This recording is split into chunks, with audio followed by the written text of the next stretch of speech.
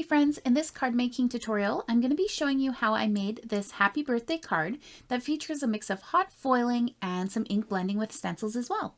Hi there, my name's Nicole, and as always, you can check out the description box below for more information on this project. So to get started today, we are going to pull out our hot foiling machines. Today I'm using my Gemini Foilpress. And as you can see, I've already gone ahead and pulled out the foil plate that I'm featuring today. This is the Songbirds on Branches foil plate. It's from Pinkfresh Studio. And because it's a pretty large foil plate, I am using the medium heat setting, and I am going to be setting my timer to 30 seconds. So I've gone ahead, placed it face up on my platform, followed by my foil shiny side down. And then 2 cardstock layers. I have 1 layer of Hammermill 100-pound cardstock, followed by just a cardstock shim, and then the plate for my Gemini Foilpress. So I'm going to go ahead, hit the timer here, and then off screen, I'm going to go ahead and zip that through my Gemini Junior die cutting machine. So once that has been passed through the machine here, I'm just going to very carefully take apart the plates. And as you can see here, we have our foiled piece of cardstock here, and we're just going to peel off the foil to reveal that beautiful shiny image. So for this card today, with the sentiments, I am going to be doing some foiling for the sentiments as well. So that's the plate that's now on the Gemini Foilpress.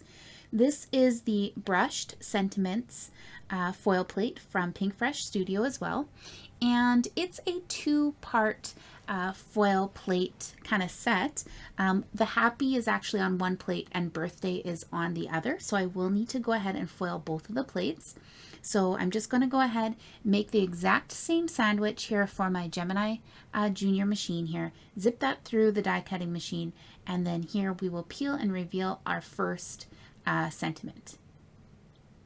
I did want to note that I did get a little bit of over foiling on both my sentiments and my bird's image today, but we will be using the coordinating dies here in a little bit, and when we do that, it basically trims away any parts where we had the over foiling, so the over foiling was not a concern in this particular project. So as you can see here, now I have that second brushed sentiments foil plate. I'm setting that on my foil press, and I'm going to go ahead and make that exact same sandwich once again to foil the second part of those sentiments. And just while I'm doing that, I did want to note something. So with this card project today, I really enjoyed working with the Songbirds on Branches set. And these brushed sentiments as well. So if you hang in till the end of the video, I am actually going to be showing you some other cards that I made using these same kind of products. So if you're looking for some more inspiration on how to use these items, please do hang around till the end of the video, because I think you may find some more inspiration there at the end. So here we go, just going to peel and reveal that second foil plate, and we are left with some more beautiful foiled sentiments. So that's it for the hot foiling. So next up, we are going to move on to stenciling. So as you can see here, I've gone ahead, pulled out my Make Art Station. I love this thing here with the strong magnets, holds my stencils in place very well. And so the stencils that we're using today coordinate with the Songbirds on Branches foil plate. And it's sort of a 4-layer stencil set. There's 2 stencils for the leaves and 2 for the birds. So as you can see here, I'm just starting with the basic leaf image. So this one here, I'm using the color Ocean Breeze with a Catherine Pooler blender brush to just kind of add an even layer of this light aqua color ink across all my leaves. For this particular first step here, I wasn't too worried about trying to get in any kind of darker areas or anything like that. Just a very basic ink blending here I'm starting with. Then I'm moving on to Aquamarine, which is a slightly darker aqua color. And here's where I'm starting to kind of think about my blend a little bit. So I'm adding this darker color kind of to the base and the bottom of the leaves to get that nice little bit of dimension here through these leaves on my card. So I am just going ahead and applying that using the exact same blending brush that I used here for the lighter aqua color. And then once I'm done with this stencil, I'm just going to give it a quick wipe with a microfiber cloth, and then we'll move on to the next stencil. So this next stencil here is sort of the more detailed layers of the leaves. And it's pretty easy here, as you can see, pretty quick for me to line up and just hold down here with my magnets. And for this second stencil, I'm actually going to use the exact same aqua color that I used here just a moment ago. It's that second one that we use, that slightly darker color. It's called Aquamarine. And I'm just going to go ahead and give this a quick blend through the stencil. So for this particular layer, I wasn't concerned about any lighter or darker areas or anything like that. I just went ahead and gave sort of a medium application across the full stencil and then wiped that stencil off and moved on to my third stencil. So the third stencil here is sort of the base layer of the floral images and these two songbirds. And so I thought I would choose a mix of yellow and pink colors because I thought when those overlap kind of in the middle, we might get a nice orange. So I'm starting here with the yellow colors. For the yellow colors today, I pulled out Lemon Whip and Sunshine, and I'm focusing those each along one edge of the flowers, as well as the beaks and sort of the top half of the two songbirds. And then I'm going in with Ballet Slippers and Sparkling Rose on the other sides of the flowers and on the bottom of the birds. So kind of focusing that on the bottom, but overlapping just a little bit in the middle of both of those images to get kind of a new third color, like an orange shade, where those items overlap. So you can keep going back and forth here, adding as much as you'd like to increase the intensity in those colors as much as you like. Then I'm going to wipe off that stencil and move on to the last stencil, which gives a little bit of the detail on the flowers, as well as you can see the heads and tails of those birds.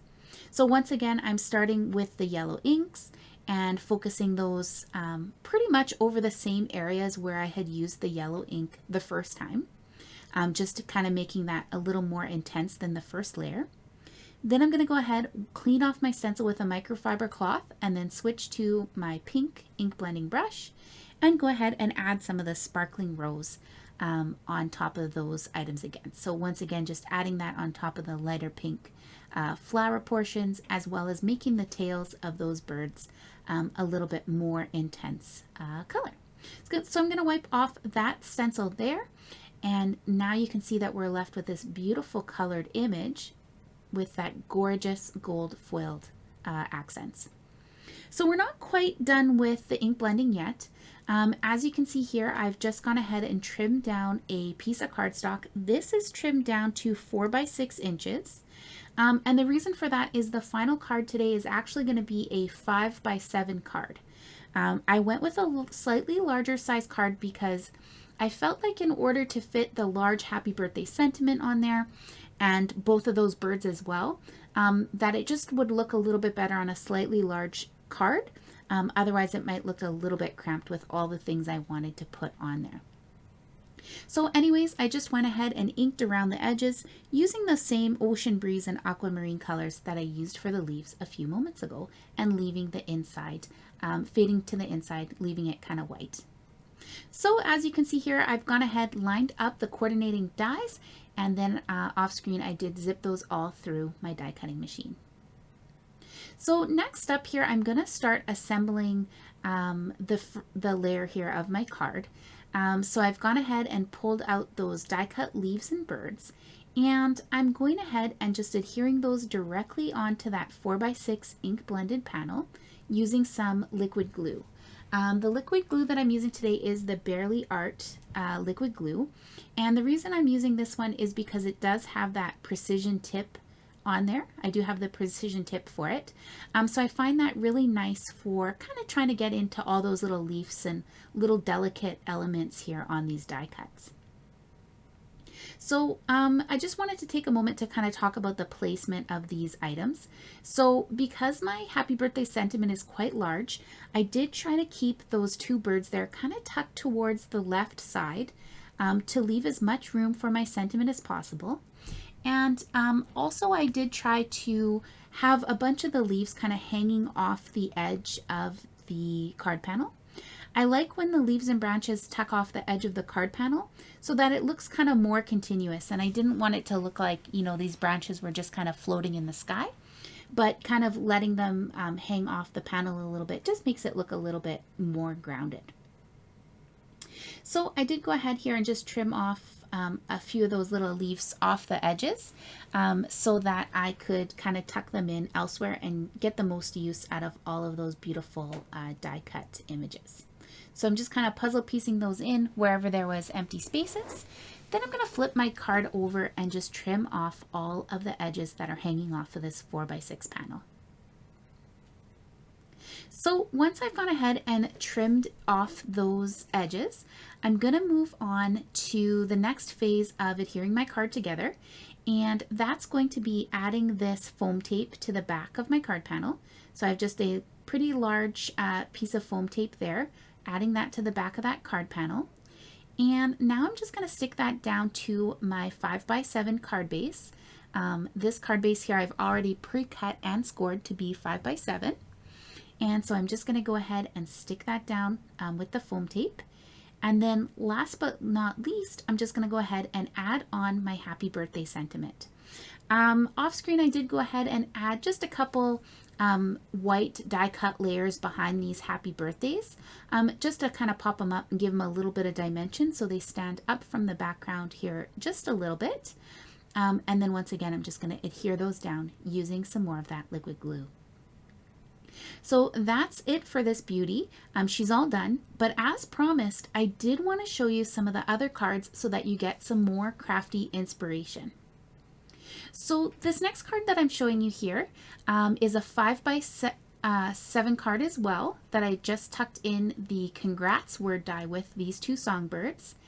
And this next one is cool because I didn't actually die cut the birds out on this one. I just went ahead and just glued that panel straight on the card base instead. So if you don't have the dies, no worries, you can still get beautiful looks from it. And this one that I'm showing here actually is an A2 size card that I just tucked one bird on that I felt kind of fit the size of that frame a little bit. And of course, don't worry about wasting any of that beautiful foil. You can always use a solid foil plate to get the reverse foiling and make beautiful cards with that as well. I hope you enjoyed the video today, and as always, I invite you to check out the links on your screen for some more crafty inspiration.